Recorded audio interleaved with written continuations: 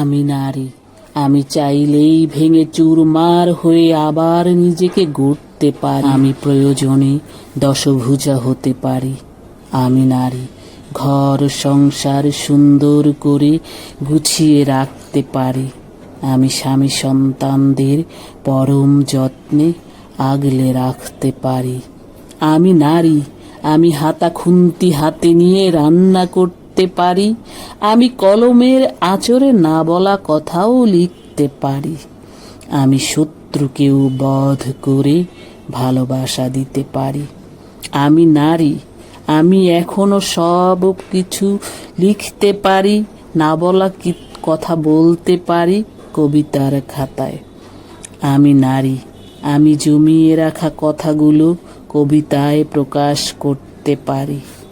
আমি নারী, আমি ভেঙে পড়লেও আবার নিজেকে শক্ত হাতে গড়ে তুলতে পারি।